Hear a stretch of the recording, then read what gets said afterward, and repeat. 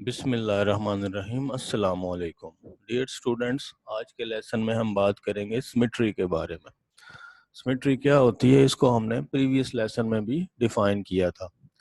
Previous lesson में हमने start लिया था आइसोमेट्री से। आइसोमेट्री क्या होती है? एक डिस्टेंस प्रिजर्विंग ट्रांसफॉर्मेशन होती है। और फिर हमने आइसोमेट्रीज के सेट को ग्रुप प्रूफ किया था कि वो सब ग्रुप होता है सिमेट्रिक ग्रुप का। और फिर हमने एट द एंड, अगर आपको याद हो, तो सिमेट्री को डिफाइन किया था। सिमेट्री क्या होती है? What is a symmetry? Let X be a subset of r power n, an isometry of Rn that preserves x. That is, preserve का क्या मतलब है? That maps x to itself. And such type of isometry is called a symmetry of this object x. In other words, a transformation that preserves both distances and the object is called a symmetry of that object.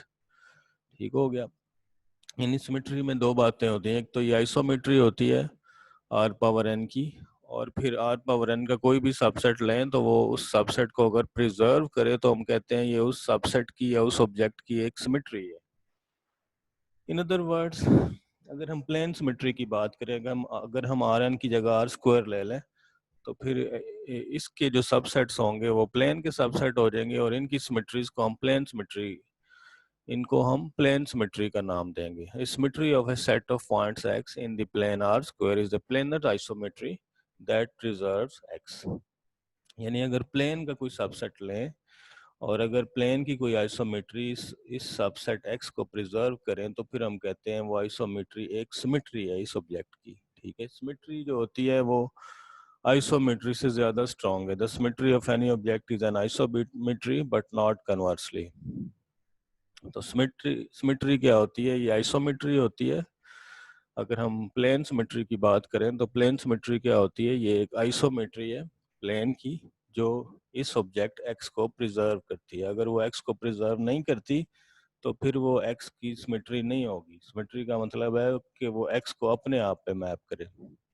ठीक है, अगर हम symbolic form में बात करें तो हम कहेंगे कि अगर हम कोई भी सबसेट लें आर पावर एन का, तो इस ग्रुप के अंदर कोई भी अगर आइसोमेट्री लें तो ये आइसोमेट्री एक्स की सिमेट्री होगी अगर वो एक्स को अपने आप पे मैप करेगी। ठीक है, और यहाँ पे जो है थोड़ी सी टाइपिंग मिस्टेक है। एफ की जगह पे यहाँ पे here we have a correction, it should be alpha. Here we have small correction, this letter should be alpha. कि अगर हम कोई भी आइसोमेट्री अल्फा लें, अगर वो इस एक्स को प्रिजर्व करे तो फिर हम कहेंगे कि वो अल्फा जो है वो एक सिमेट्री है। तो यहाँ पे भी हमारे पास एक करेक्शन आएगी अल्फा की। For any subset X of the plane R square, if the isometry alpha preserve x, then we say that alpha is a symmetry of x. So ये थी सिंबॉलिक फॉर्म में डेफिनेशन कि इस group के अंदर, आइसोमेट्रीज के group में, कोई भी एलिमेंट ले लें, कोई भी फंक्शन ले लें, अगर वो x को प्रिजर्व करे तो हम कहेंगे कि वो फंक्शन x की सिमेट्री है, अदरवाइज नहीं है। ठीक है, और यहाँ पे एक बात याद रखें, सिमेट्री में दो बातें होती हैं। एक तो ये डिस्टेंस को प्रिजर्व करेगी। सिमेट्री में कौन सी दो बातें हैं? एक तो ये डिस्टेंस को भी प्रिजर्व करती है और एक ये x को अपने आप पे मैप करती है। यानी एक तो प्रॉपर्टी है कि alpha of x equal to itself, और दूसरी ये आइसोमेट्री होनी चाहिए, यानी ये प्रिजर्व करे डिस्टेंस। दोनों प्रॉपर्टीज होनी चाहिए। बाद ऐसे फंक्शन भी होते हैं कि वो डिस्टेंस को प्रिजर्व करते हैं लेकिन x को x पे मैप नहीं करते, वो भी सिमेट्री नहीं होगी। बाज ऐसे फंक्शन होते हैं वो x को तो x पे मैप करते हैं लेकिन डिस्टेंस को प्रिजर्व नहीं करते, वो भी सिमेट्री नहीं होगी। सिमेट्री के लिए दोनों बातें होनी चाहिए, x को भी x पे मैप करे और डिस्टेंस को भी प्रिजर्व करे। ऐसी एग्जांपल्स अगर मिल जाएंगी आपको कि जिसमें एक प्रॉपर्टी हो दूसरी ना हो। तो इसी तरह अब हम आगे चलते हैं, इस टॉपिक को मजीद समझते हैं कुछ एग्जांपल्स की मदद से। सबसे पहले हम बात करते हैं, अगर हम प्लेन का एक सबसेट लें, ये जो रेक्टेंगल आपको नजर आ रही है, रेक्टेंगल भी तो प्लेन का एक सबसेट है ना। तो हम देखते हैं कि कौन कौन से फंक्शंस हैं, कौन कौन सी ट्रांसफॉर्मेशन हैं जो सिमेट्री का काम करेंगी इस एक्स के लिए। यानी प्रीवियस डेफिनेशन में अगर कैपिटल एक्स को मैं ये रेक्टेंगल ले लूं और ये जो रेक्टेंगल है आप जानते हैं, this is a subset of this rectangle, ये प्लेन के अंदर है, this is a subset of R square, ठीक है। This is a plane figure, yes. तो ये प्लेन का एक सबसेट है।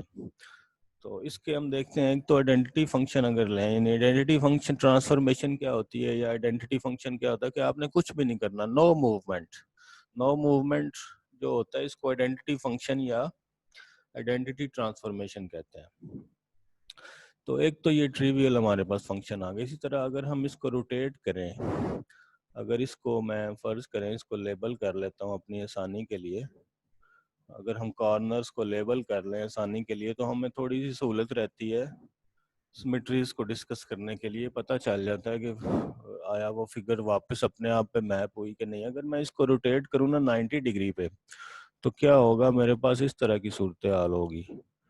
अगर 90 पे रोटेट करूं तो ये रेक्टेंगल वापस अपने आप पे नहीं आएगी, ठीक है, थोड़ा सा साइड पे चली गई है, देख लें। तो इसलिए 90 डिग्री की रोटेशन सिमेट्री नहीं होगी, ठीक है। लेकिन अगर मैं इसको 2 दफ़ा 90 डिग्री पे रोटेट करूं अबाउट द सेंटर, तो फिर क्या होगा, ये यानी कि टोटल अगर 180 डिग्री रोटेट करूं तो ये दोबारा अपने आप के ऊपर आ जाएगी, ठीक है। एक 90 पे तो ये यहाँ जाएगी, और जब आप 180 करेंगे तो ये दोबारा अपने आप के ऊपर मैप हो जाएगी। तो जो 180 डिग्री की मैपिंग होगी वो एक सिमेट्री हो जाएगी, क्योंकि 180 डिग्री अप्लाई करने से ये रेक्टेंगल दोबारा अपने आप पे मैप हो जाती है। हाँ ये है कि इसके इसके पॉइंट्स आगे पीछे हो जाते हैं, यानी कि अगर जब 180 डिग्री करेंगे तो ये फिर जो ए होगा वो उसकी पोजीशन चेंज हो जाएगी। यानी अगर फर्ज करें ए इधर है, ए बी अगर इधर है, जब आप 180 डिग्री पर रोटेट करेंगे तो ये ए बी फिर नीचे चले जाएंगे, और नीचे वाले सी और डी ऊपर आ जाएंगे, बस ये फर्क पड़ेगा। लेकिन वो रेक्टेंगल दोबारा अपने अपनी पहली हालत में फिट हो जाएगी, अपनी प्रीवियस पोजीशन में आ जाएगी, सिर्फ पॉइंट्स आगे पीछे होंगे। तो इसको हम नेक्स्ट स्लाइड में डिस्कस करेंगे। इसी तरह से अगर हम रिफ्लेक्शन को देखें, अगर मैं इस लाइन के अबाउट इसको रिफ्लेक्ट करूं, तो ये रेक्टेंगल रिफ्लेक्ट करूं या फ्लिप करूं तो ये रेक्टेंगल वापस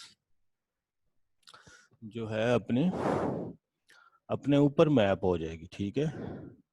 और इसी तरह अगर मैं वाई एक्सिस के अबाउट रिफ्लेक्ट करूं तब भी, सॉरी, अगर मैं हॉरिजेंटल रिफ्लेक्ट करूं तो ये रेक्टेंगल वापस अपने ऊपर मैप होगी। इस तरह अगर वाई एक्सिस ये जो बाइसेक्टर है मिडल वर्टिकल एक्सिस के अबाउट अगर रिफ्लेक्ट करूं तब भी ये एक सिमेट्री होगी, ये रेक्टेंगल वापस अपने आप के ऊपर मैप हो जाएगी। लेकिन अगर आप नोट करें थोड़ा सा, अगर मैं इसको इस लाइन के अबाउट रिफ्लेक्ट करता तो फिर क्या होना था, अगर इसको हम अगर मैं इसको इस लाइन के अबाउट रिफ्लेक्ट करता तो क्या होना था, ये रिफ्लेक्ट करने के बाद ये वाला कॉर्नर इधर चला जाना था, ठीक है, क्योंकि इसने इसने कहाँ जाना था, इधर। ये वाला कॉर्नर आपका इधर चला जाना था, और ये वाला कॉर्नर इधर आ जाना था। तो वो रेक्टेंगल वापस, यानी आपके पास ये वाली रेक्टेंगल आनी थी, ठीक है। वो रेक्टेंगल वापस अपने आप के ऊपर फिट नहीं होनी थी, इसलिए ये डायगोनल के अबाउट अगर रिफ्लेक्ट करेंगे तो वो सिमेट्री नहीं होगी इस फिगर की, ठीक है। तो ये फिगर पे भी डिपेंड करता है ना, फिगर कौन सी है। तो इस सेट की, इस रेक्टेंगल की, इस रेक्टेंगल में लेंथ और विड्थ बराबर नहीं ली गई। लेंथ और विड्थ बराबर लें फिर तो ये स्क्वायर बन जाएगा ना। तो इस केस में इसकी जो सिमेट्रीज हैं वो कितनी है, 4 सिमेट्रीज हैं। एक आइडेंटिटी, एक आइडेंटिटी है, एक रोटेशन है 180 डिग्री की, एक रिफ्लेक्शन है अबाउट हॉरिजेंटल एक्सिस, इसको हम एच से डिनोट कर देते हैं इस फंक्शन को, और एक वर्टिकल एक्सिस के अबाउट रिफ्लेक्शन है, इसको हम वी से डिनोट कर देते हैं। तो ये 4 एलिमेंट आएंगे इसके सेट ऑफ सिमेट्रीज में, ठीक हो गया। अब हम देखते हैं, आगे चलते हैं, आगे क्या आता है नेक्स्ट। एक और एग्जांपल देखते हैं। ये एक इन्फिनिट पैटर्न है, ठीक है, ये चलता जा रहा है, ये खत्म नहीं हो रहा, ये इन्फिनिट पैटर्न है। ये मैं आपको दोबारा बता दूं कि ये पैटर्न खत्म नहीं हो रहा, ये चलता जा रहा है, इनफाइनाइट पैटर्न। तो इसकी अगर सिमेट्रीज की बात करें तो इसको अगर आप ट्रांसलेट करें, थोड़ा सा भी ट्रांसलेट करें, तो दोबारा जो हमें तस्वीर नजर आएगी वो इसी तरह की होगी, ये दोबारा अपने आप के ऊपर मैप हो जाएगा। तो कोई भी अगर ट्रांसलेशंस लें तो वो इसकी सिमेट्री होगी, हर ट्रांसलेशन इसके लिए सिमेट्री होगी इस फिगर के लिए। लेकिन अगर इसको रिफ्लेक्ट करें किसी भी एक्सिस के अबाउट तो क्या होगा, ये चीज़ इधर आ जाएगी, ये नीचे चले जाएगी, यानी ये अपने आप के ऊपर मैप नहीं होगा, इसकी पोजीशन फिर चेंज हो जाएगी। ठीक है, ये जो डिज़ाइन है, ये जो पैटर्न है, ये फिर अगर मैं रिफ्लेक्ट करूं एक्स एक्सिस के अबाउट, फर्ज करें ये मिडल के अबाउट, तो फिर ये अपने आप के ऊपर मैप नहीं होगा, थोड़ा सा डिस्प्लेस हो जाएगी पोजीशन, तो वो इसकी सिमेट्री नहीं होगी।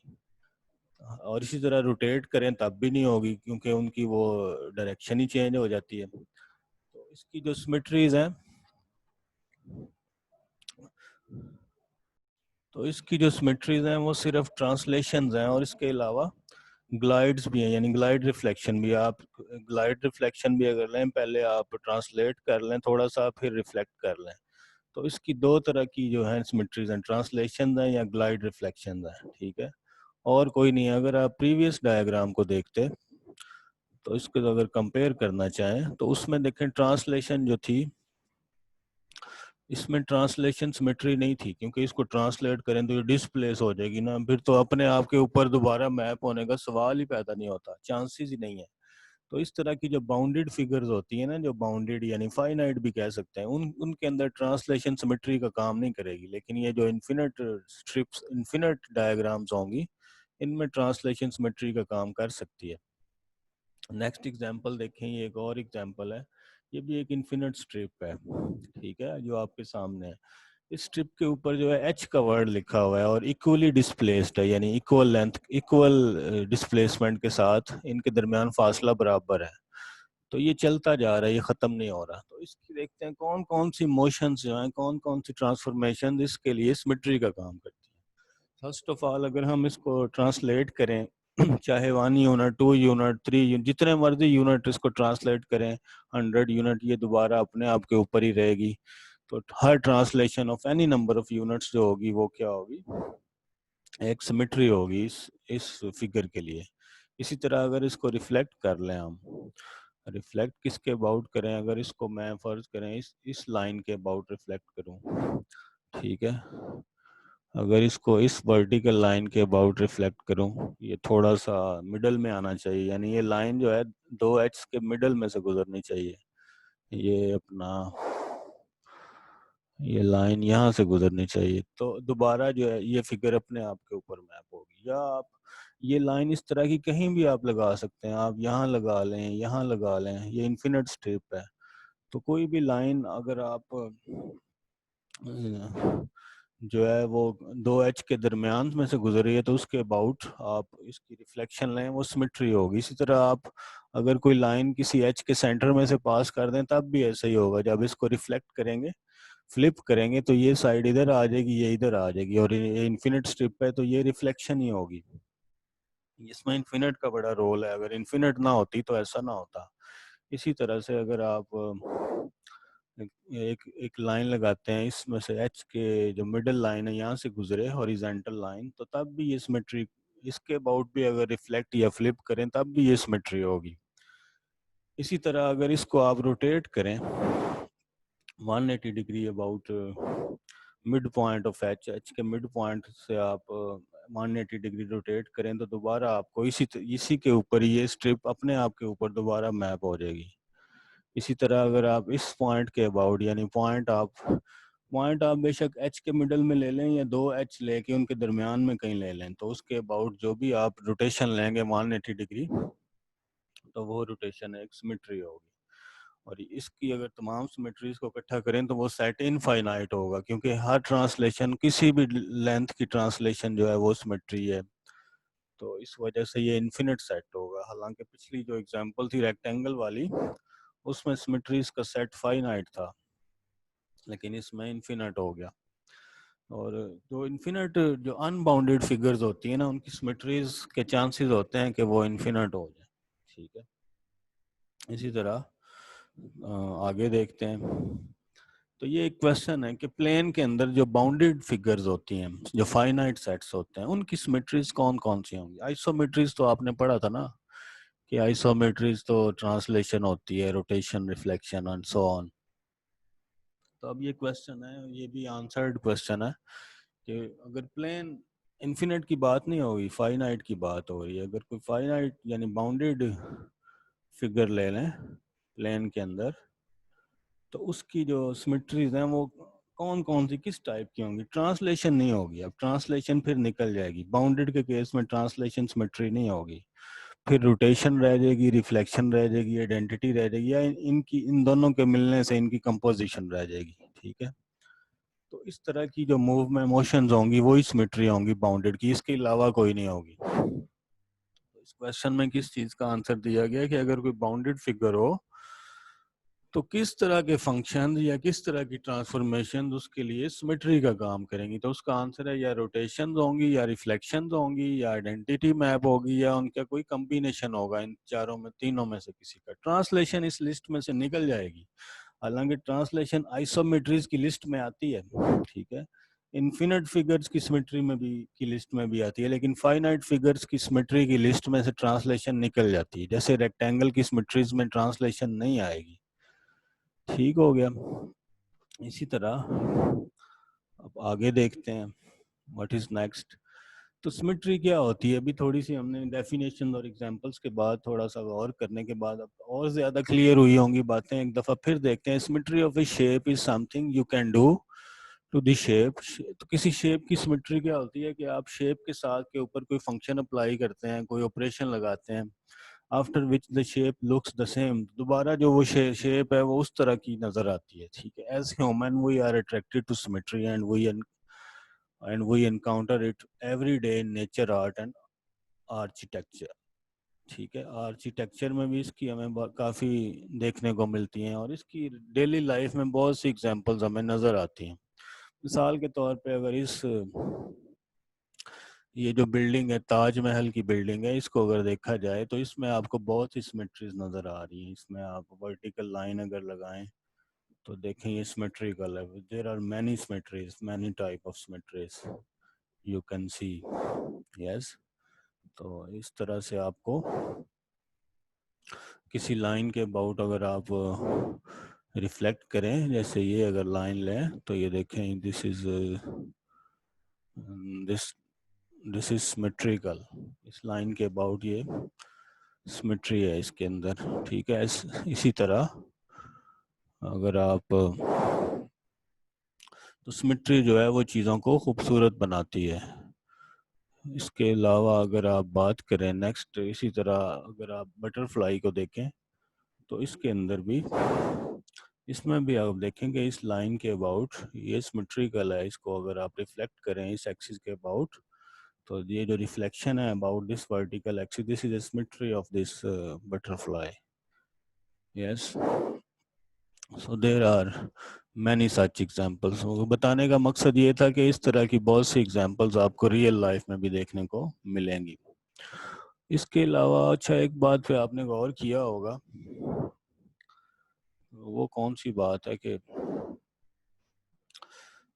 सिमेट्री जो है वो दो, अभी तक हमने जितनी भी एग्जांपल्स देखी हैं, कईयों में फाइनाइट सिमेट्रीज हैं, कईयों में इन्फिनिट हैं।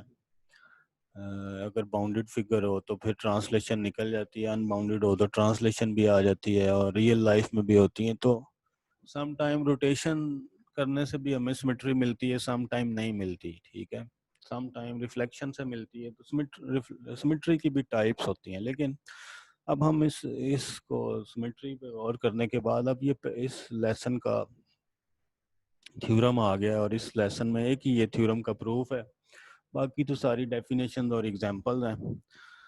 इसमें हमने क्या प्रूफ करना है कि जो सिमेट्रीज का सेट होता है ना, ये भी ग्रुप बनाता है। ठीक है, तो अगर हम सारी किसी फिगर की सारी सिमेट्रीज इकट्ठी कर लें, किसी फिगर की सारी सिमेट्रीज अगर हम इकट्ठी कर लें एक ही जगह में, एक ही सेट में, तो क्या होगा, वो सेट जो होगा वो ग्रुप बना देगा। अब इसमें इसका प्रूफ मुश्किल नहीं है। इसमें लेट क्या है कि let X be any subset of plane then the set of all symmetries of X is subgroup of this group. जिसको हमने पिछले लेक्चर में प्रूफ किया था कि this set is an isometry. ठीक है, इसको हमने लास्ट लेक्चर में प्रूफ किया था कि this set of isometries is a group. इसको हमने लास्ट लेक्चर में प्रूफ किया था, दिस इज ए ग्रुप, ये भी सब ग्रुप है। तो अब फर्दर हम सिमेट्रीज के सेट को इसका सब ग्रुप प्रूफ कर देंगे और उस तरह उससे क्या होगा कि ये भी ग्रुप बन जाएगा। ठीक है, और अब हम देखते हैं, इसका प्रूफ मुश्किल नहीं है। हम क्या करते हैं, इसमें एक सिंबल इंट्रोड्यूस करवाते हैं, वही denote by this symbol this set of all symmetries of X. इसमें कौन से फंक्शन हैं, इसके अंदर वो फंक्शन हैं जो x को x पे मैप करते हैं। इसमें वो आइसोमेट्रीज हैं जो x को x पे मैप करती हैं, यानी सारी सिमेट्रीज हैं x की इसके अंदर, इस सेट के अंदर। सिमेट्री सिमेट्री की क्या डेफिनेशन है? सिमेट्री एक ऐसी आइसोमेट्री होती है जो x को x पे मैप करे। ठीक है, तो हम इसमें क्या करेंगे, वही denote by this symbol this set of all symmetries of x, that is it consist of all the isometries which maps x to itself. तो इसको हम इस सिंबल से डिनोट करते हैं। ये नीचे एक छोटा सा x ब्रैकेट के अंदर लिखते हैं, इसका मतलब है कि x जो है वो फिक्स रहेगा अंडर अंडर दीज फंक्शंस। तो ये सेट डिनोट करता है set of all symmetries of x। तो इसको हमने सब ग्रुप प्रूफ करना है। सबसे पहले अगर आइडेंटिटी फंक्शन को देखें तो आइडेंटिटी फंक्शन जो होता है वो आइसोमेट्री तो होती है, तो वो आइडेंटिटी फंक्शन तो हर चीज को फिक्स करता है, तो वो ऑटोमेटिकली एक सिमेट्री मान जाएगी। Therefore, identity function belongs to this set and this set is non-empty.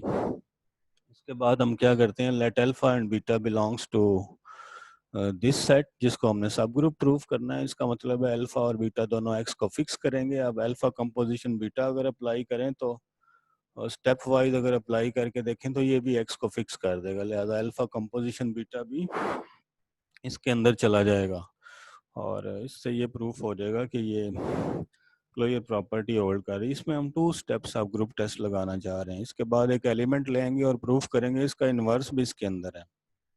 अगर अल्फा कोई एलिमेंट इसमें हम सपोज करते हैं, it means alpha of x equal to x, this simplifies अगर अल्फा इन्वर्स दोनों तरफ अप्लाई करें तो क्या होगा कि alpha inverse composition alpha of x आ जाएगा equals to alpha inverse x। और ये यानी दोनों तरफ फिर हमने इस इक्वेशन के दोनों तरफ हमने क्या अप्लाई किया है, इसके दोनों तरफ हमने अल्फा अप्लाई कर दिया इस इक्वेशन के, और उससे क्या हो गया, ये आ गया। फिर इसमें कंपोजिशन की डेफिनेशन लगाते हैं, ये अल्फा इनवर्स कंपोजिशन अल्फा आ जाएगा, राइट साइड वैसे ही रहेगी और ये चीज़ आइडेंटिटी बन जाएगी, आइडेंटिटी ऑफ एक्स एक्स आ जाएगा। तो प्रूफ हो गया अल्फा इनवर्स भी एक्स को फिक्स करेगा, लिहाजा अल्फा इनवर्स भी इस सेट में चला जाएगा। इस सेट में जाने के लिए क्या शर्त है कि एक्स को फिक्स करे, जो भी आइसोमेट्री एक्स को फिक्स करेगी वो इस सेट में चली जाएगी। तो इस तरह ये सेट हमने प्रूफ कर दिया कि दिस सेट इज ए सब ग्रुप। कौन सा सेट? Set of all symmetries of some object X. तो ये हमें एक नया ग्रुप अब मिल गया कि तमाम सिमेट्रीज को इकट्ठा करें तो ये भी एक ग्रुप बन जाता है। हम थोड़ा सा एनालिसिस करते हैं। हमने देखा है अगर अगर आर स्क्वायर यानी प्लेन है, प्लेन की तमाम परमुटेशंस का सेट लें तो ये ग्रुप बनता है, इसको सिमेट्रिक ग्रुप बोलते हैं। सिमेट्रिक ग्रुप क्या होता है? ये सिमेट्रिक है, सिमेट्री और सिमेट्रिक में डिफरेंस है। ये वर्ड हमने यूज किया था जब परमुटेशंस का ग्रुप है उसके लिए यूज किया था। जो आइसोमेट्रीज लेंगे वो इसका सब ग्रुप होगा, ये पिछले लेक्चर में प्रूफ किया था। और जो सिमेट्रीज लेंगे इस सेट एक्स की, ठीक है, सिमेट्रीज जो प्रिजर्व करती हैं एक्स को और इसको डिस्टेंस को, दोनों को, तो ये इसका सब ग्रुप है, ये हमने अभी प्रूफ किया। तो इस तरह ये आपके सामने 3 ग्रुप लिखे हुए हैं और ये बड़े इंपॉर्टेंट ग्रुप हैं, परमुटेशंस का ग्रुप, आइसोमेट्रीज का ग्रुप और सिमेट्रीज का ग्रुप। तो आप एक चीज आपको नजर आ रही है कि सारा कुछ परमुटेशंस में जा रहा है, ठीक है, यानी ये भी परमुटेशन ग्रुप है क्योंकि इसके एलिमेंट भी इन पर्टिकुलर वो भी परमुटेशन है, ये भी परमुटेशन, ये सारे इसी ग्रुप में जा रहे हैं। तो परमुटेशंस का ग्रुप बड़ा इंपॉर्टेंट है कि सारे देखें ग्रुप जो है इसके सब ग्रुप है, ये वाला ग्रुप भी और ये वाला ग्रुप भी। तो इस तरह से ये चीज हमने ऑब्जर्व की है कि आइसोमेट्रीज का ग्रुप हो या सिमेट्रीज का ग्रुप हो, वो भी परमुटेशंस ग्रुप होते हैं क्योंकि उनके एलिमेंट्स को भी अगर हम देखें तो वो परमुटेशंस भी होती हैं। ऐसा ग्रुप जिसके एलिमेंट परमुटेशन हो उसको परमुटेशन ग्रुप भी बोलते हैं ना। तो क्योंकि आइसोमेट्रीज और सिमेट्रीज दोनों में परमुटेशन है, तो लिहाजा ये जो दोनों ग्रुप हैं इनको भी हम परमुटेशन ग्रुप कह सकते हैं। ठीक है।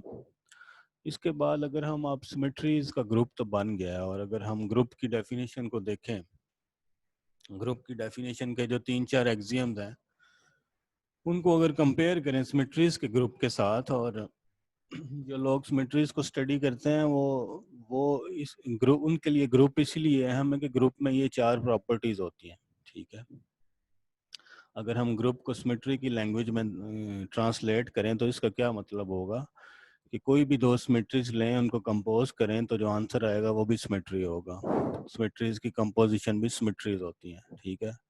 अगर हम ग्रुप की एक्सियम्स को सिमेट्रीज की फॉर्म में ट्रांसलेट करें तो उसका ये मतलब बनेगा, क्योंकि ये भी तो ग्रुप बनता ना।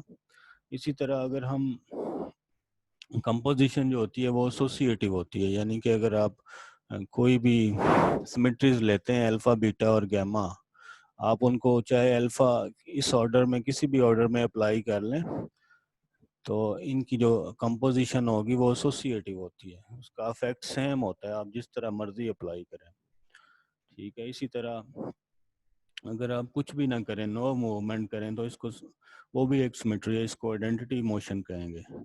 और इसी तरह जो अनडू का फंक्शन होता है, अगर जब हम कोई चीज़ करके उसको दोबारा अनडू करते हैं तो वो भी एक तरह का इन्वर्स का काम करता है सिमेट्रीज की लैंग्वेज में। जैसे आप किसी चीज़ को अगर रोटेट करते हैं, फर्ज करें आपने इस रेक्टेंगल को रोटेट किया है 180 डिग्री के ऊपर, अगर इसको आपने रोटेट किया है 180 पे, तो अगर आपने इसको अनडू करना है तो आप जो है यही रोटेशन उलट डायरेक्शन में करेंगे, यानी उसका इन्वर्स ले लेंगे। ठीक है। अपोजिट डायरेक्शन में आप उसका यानी कि उसको अनडू कर देंगे। तो अनडू का क्या काम होता है, ये बेसिकली इन्वर्स होता है। तो इस तरह से आप इसको कंपेयर करके देख सकते हैं। अब आगे देखते हैं। ये तो था, हमने ट्रांसलेट किया सिमेट्रीज की लैंग्वेज में ग्रुप के एक्सियम्स को हमने ट्रांसलेट किया। तो अब आगे देखते हैं। पीछे अब हमने ये तो प्रूफ कर लिया कि जो सिमेट्रीज की कलेक्शन होती है ये ग्रुप बनाती है। ठीक हो गया। जो सिमेट्रीज की कलेक्शन होती है ये क्या करती है, ये ग्रुप बनाती है। और इसको प्रूफ, लेकिन अब हमने इन जनरल प्रूफ कर दिया कि ये ग्रुप होता है, लेकिन इससे पहले हमने देखें रेक्टेंगल की सिमेट्रीज को स्टडी किया था और हमने देखा था उसमें 4 एलिमेंट बनते हैं ना। और अब हम थोड़ा थोड़ा हम क्लोजली इसको ऑब्जर्व करते हैं कि ये ग्रुप कैसे बन गया, हाउ इट बिकम्स ग्रुप। हमने प्रूफ तो इन जनरल कर लिए, लेकिन इस एग्जांपल को ऑब्जर्व करते हैं। अगर रेक्टेंगल की सिमेट्रीज को लें तो उसमें आइडेंटिटी का क्या काम करती है। अगर हम रेक्टेंगल के वर्टिसेस को, कॉर्नर्स को लेबल कर लें अपनी पहचान के लिए, तो क्या होगा, पोजीशन को जानने के लिए तो आइडेंटिटी अप्लाई करेंगे तो वापस यही आएगा। जब आप R180 अप्लाई करेंगे तो देखें क्या होगा, ए यहाँ पे पहुंच जाएगा, ए इस कॉर्नर से इस कॉर्नर में आ जाएगा, बी इस कॉर्नर से इस कॉर्नर में, सी ऊपर चला जाएगा और डी इधर आ जाएगा। ऐसा किस तरह होगा, जब आप 180 डिग्री की रोटेशन अप्लाई करेंगे। Point to be noted, 180 degree rotation apply करने से ये रेक्टेंगल, अगर ये रेक्टेंगल है आपकी, ये रेक्टेंगल है और इस पे आपने 180 डिग्री अप्लाई की है, तो ये वापस घूम के अपने आप के ऊपर ही मैप होगी। बस फर्क क्या होगा कि इसके पॉइंट्स आगे पीछे हो जाएंगे, लेकिन ये मैप अपने आप के ऊपर ही होगी, यानी इनकी पोजीशन बस चेंज हो जाएगी और कुछ नहीं होगा। इसी तरह जब आप हॉरिजेंटल रिफ्लेक्शन लेंगे तो ये अपने आप के ऊपर ही मैप होगी, ये इसकी इनिशियल पोजीशन होगी, ये फाइनल पोजीशन होगी वर्टिसेस की। ठीक है। ए नीचे चला जाएगा, डी ऊपर आ जाएगा। इसी तरह जब आप इसको वर्टिकली फ्लिप करेंगे या वर्टिकली रिफ्लेक्ट करेंगे तो ये रेक्टेंगल अपने आप के ऊपर ही मैप होगी, लेकिन सिर्फ कॉर्नर्स की पोजीशन बदल जाएगी। ए पहले लेफ्ट पे था, फिर राइट पे चला जाएगा, बी लेफ्ट पे आ जाएगा, एंड सो ऑन। इस तरह से ये बताया गया है इस डायग्राम में कि इन सिमेट्रीज का कॉर्नर्स के ऊपर क्या इफेक्ट होगा, ये किस तरह से काम करती हैं, इनका क्या इफेक्ट होगा। ये ऑब्जर्व किया गया।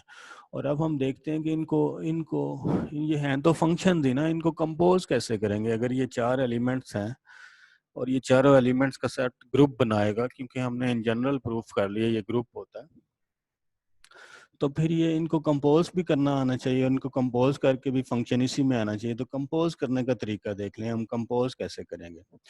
फर्ज करें हमने इन दो फंक्शंस को कंपोज करना है, 180 डिग्री रोटेशन को और इसको हॉरिजेंटल रिफ्लेक्शन को। फर्ज करें, एक मिसाल लिए, इन दोनों फंक्शंस को हमने कंपोज करके देखना क्या आंसर आता है, तो उसका तरीका जरा देख लें ध्यान से।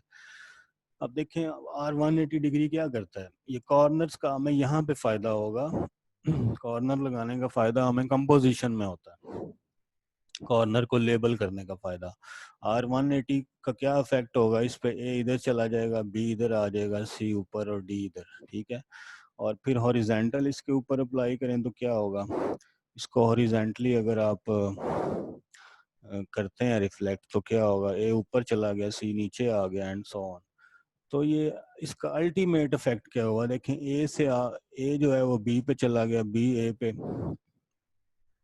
अब आप इस तरह कंपोज करके आप इस पोजीशन से, ये इनिशियल पोजीशन है आपकी, ये इनिशियल पोजीशन है और ये फाइनल पोजीशन है। तो अब आप इनिशियल और फाइनल पोजीशन को देखते हुए अंदाज़ा लगाएंगे ये कौन सा फंक्शन है। आप पिछले टेबल में चले जाएंगे और टेबल में आप ऑब्जर्व करेंगे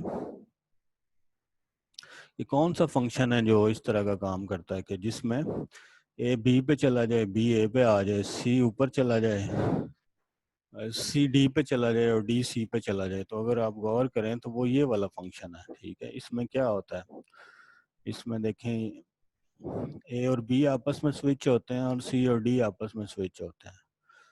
दोबारा देख लें हमने कैसे अंदाज़ा लगाना है कि कंपोजिशन क्या किस तरह हासिल करनी है। हमने पहले इस फंक्शन को अप्लाई करना है, फिर इसको अप्लाई करना है, और इनको जब हमने कंपोज करना है तो कंपोज करके फिर हमने इनिशियल और फाइनल पॉइंट को देखना है। फिर आपने, अब हम ये चीज़ कंप्यूट करना चाह रहे हैं, वो उसमें आपने इनिशियल पोजीशन देखनी है और फाइनल देखनी है, और आपने देखना है कि ये काम कौन सा फंक्शन करता है जिसमें ए बी पे चला जाए और डी सी पे। तो ये फंक्शन अगर आप पिछले टेबल में देखें तो एग्जैक्टली जो वर्टिकल रिफ्लेक्शन है वो भी यही काम कर रही है। तो इसका मतलब है इनकी कंपोजिशन v के बराबर है। तो यहाँ पे ये बताया गया है कि फंक्शन को कंपोज किस तरह किया जाएगा ये और इस तरह कंपोज कर करके आपको ये टेबल मिलेगा। अगर आप इसको कंपोज करते जाएं इसी तरीके से तो ये इसका टेबल बनेगा, ठीक है, ग्रुप टेबल या कैलेस टेबल, ठीक है। ये आपने बना के देखना है खुद से। और इस टेबल में आपने क्या करना है कि पहले आइडेंटिटी को सबसे कंपोज किया, फिर R180 को किया, ये आ गया। R180 को R180 से करेंगे आइडेंटिटी आ जाएगा, क्योंकि दो दफ़ा जब आप दो दफ़ा रिफ्लेक्शन लगाएंगे ये वाली तो दोबारा इनिशियल पोजीशन आ जाएगी ना, आइडेंटिटी आ जाएगी। और इसी तरह R180 को H से करेंगे V आ जाएगा, इसको V से करेंगे H आ जाएगा। इसी तरीके से कंपोज कर करके ये टेबल कंप्लीट कर लेंगे। और इसके टेबल के अगर बिहेवियर को देखें तो आप देखें इस डायगोनल के अबाउट ये जो टेबल बनता है ये सिमेट्रिक है, यानी इसका मतलब है ये बिलियन ग्रुप है। लेकिन सिमेट्रीज का ग्रुप हमेशा बिलियन नहीं होता, ये सिर्फ रेक्टेंगल में हो रहा है। इस तरह टेबल को देख के आप देख सकते हैं कि ये जो है इसके अबाउट सिमेट्रिक है इसका टेबल, तो इसलिए ये अबिलियन ग्रुप होगा, ठीक है। बिलियन ग्रुप में इस तरह होता है कि डायगोनल के अबाउट ये सिमेट्रिक मैट्रिक्स बन जाता है। बिलियन ना हो तो फिर ऐसे नहीं होता,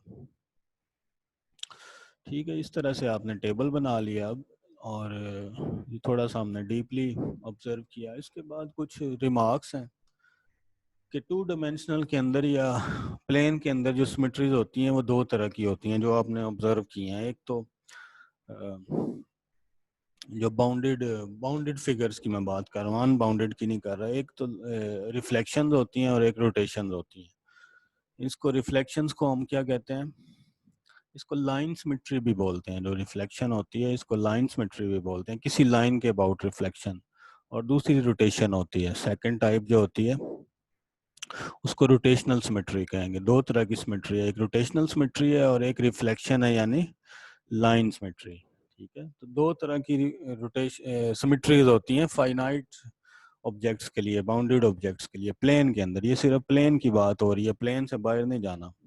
मिसाल के तौर पे अगर ये आइसोसेलेस ट्रायंगल देखें तो इसकी सिर्फ ये लाइन के अबाउट ये सिमेट्रिकल है, इसकी ये वाली लाइन सिमेट्री है। अगर इस लाइन के अबाउट इसको रिफ्लेक्ट करें तो हमें सिमेट्री मिलेगी, लेकिन रोटेशनल सिमेट्री इसमें नहीं है। आप इसको किसी भी एंगल में पे घुमा लें अबाउट द सेंटर, आपको सिमेट्री नहीं मिलेगी। तो इसके अंदर रोटेशनल सिमेट्री नहीं है, इसमें सिर्फ रिफ्लेक्शन वाली सिमेट्री है, लाइन सिमेट्री है। इसी तरह अगर इन डायग्राम्स को देखें, इनके अंदर भी सिर्फ लाइन सिमेट्री है। ठीक है, अगर वर्टिकल लाइन लगाएं सिर्फ वन वन सिमेट्री है और वो भी लाइन वाली। ठीक है, लाइन सिमेट्री एक से ज़्यादा भी हो जाती हैं कभी कभी, लेकिन इसमें एक ही है लाइन सिमेट्री, यानी रिफ्लेक्शन वाली सिमेट्री एक ही है, इसमें भी एक ही है, इन तीनों में। ठीक है, अगर इनमें देखें तो इनमें लाइन सिमेट्री कोई नहीं है, इनमें सिर्फ रोटेशन वाली सिमेट्री है। ये जो फिगर्स हैं इनमें रिफ्लेक्शन वाली सिमेट्री नहीं है, इनमें रोटेशनल सिमेट्री है। अगर इसको आप घुमाएंगे थ्रू सूटेबल एंगल तो आपको दोबारा वो फिगर मिल जाएगी। ठीक है, तो इनके अंदर सिर्फ रिफ्लेक्शन वाली सिमेट्री है इन डायग्राम। तो बताने का मकसद ये है कि समटाइम सिर्फ लाइन किस, ये शेप पे भी डिपेंड करता है। कुछ शेप्स ऐसी होती हैं उनमें सिर्फ लाइन सिमेट्री या रिफ्लेक्शन होती है। ठीक है, कुछ शेप और वो एक ही होती है। ठीक है, जैसे ये एग्जांपल है। और कुछ शेप्स हैं उसमें लाइन सिमेट्री नहीं होती, सिर्फ रोटेशनल सिमेट्री होती है। लेकिन कुछ शेप्स ऐसी होती हैं उनमें दोनों तरह की सिमेट्री पाई जाती है और एक से ज्यादा होती है। जैसे इस एग्जांपल को देखते हैं, और ये आज के लेसन की आखिरी एग्जांपल है। इसको अगर आप इस पर गौर करें, ये एक इक्विलेटरल ट्रायंगल है जिसकी तीनों साइडें बराबर होती हैं, और अगर तीनों साइडें बराबर होंगी तो तीनों एंगल भी बराबर होंगे। तो इसमें आप देखेंगे कि इसके अंदर रोटेशनल सिमेट्रीज भी हैं और रिफ्लेक्शन वाली सिमेट्रीज भी हैं। ठीक है, रेक्टेंगल में भी दोनों तरह की सिमेट्रीज थी, रिफ्लेक्शन वाली भी और रोटेशन वाली भी। इसके अंदर भी दोनों तरह की हैं, और इसमें देखें, अब देखते हैं कितनी रिफ्लेक्शन वाली हैं और कितनी दूसरी हैं। तो इसको अब इसकी सिमेट्रीज को देखते हैं, कौन किस तरह की मोशन जो है इसके लिए सिमेट्रिकल है। तो इसमें देखें, अगर तो मैं इस पर अगर थोड़ा आप गौर करें तो इसको अगर आपको पता है कि इक्विलेटरल ट्रायंगल जो होती है इसको हम एक सर्कल के अंदर इंस्क्राइब कर सकते हैं। जो इक्विलेटरल ट्रायंगल होती है इसको सर्कल के अंदर इंस्क्राइब किया जा सकता है। ठीक है, मसलन ये फर्ज करें, ये हम कोशिश करते हैं इसको सर्कल में वो लेके जाने की। तो ये प्रॉपर्टी है ज्योमेट्रिकली कि जो इक्विलेटरल ट्रायंगल होती है इसको हम सर्कल में इंस्क्राइब कर सकते हैं। ठीक है, इस तरह इस सर्कल में इंस्क्राइब करने से हमें क्या पता चलेगा, हमें इसकी रोटेशनल सिमेट्रीज का पता चलेगा। अब अगर आप देखें, अगर आप गौर करें तो इसमें देखें, इसके अंदर अगर मैं इस कॉर्नर को यहाँ से घुमाना शुरू करूँ अबाउट द सेंटर, तो मैं 360 घूम के वापस इसी पॉइंट पे आ जाऊंगा, क्योंकि सर्कल में 360 एंगल होते हैं। तो अब ये इसने इन तीन कॉर्नर्स ने क्या किया, 360 को तीन बराबर हिस्सों में तकसीम कर दिया। अगर मैं यहाँ से डिवाइड कर दिया, अगर मैं क्या करूँ, यहाँ से अगर मैं जब मूव करता हूँ, यहाँ से अगर मैं मूव करता हूँ इस पॉइंट के अबाउट, अगर मैं रोटेट करता हूँ यहाँ से, फर्ज करें यहाँ से यहाँ तक अगर मैं मूव करता हूँ, तो ये एंगल, ये कोई एंगल कवर करना पड़ेगा ना। इसी तरह यहाँ से यहाँ तक फिर मुझे कुछ एंगल कवर करना पड़ेगा, और यहाँ से यहाँ तक भी कुछ एंगल कवर करना पड़ेगा, और टोटल एंगल हमें पता है 360 है।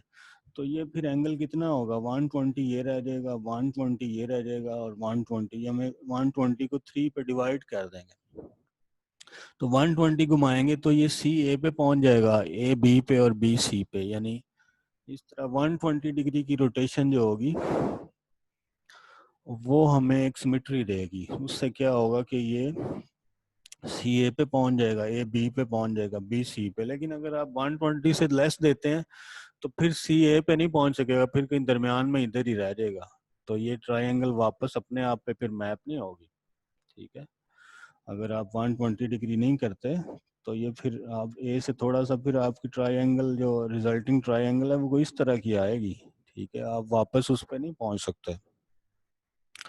तो इसी तरह से अगर आप 2 दफ़ा 120 करेंगे तो आर 140 हो जाएगा, यानी 240 डिग्री।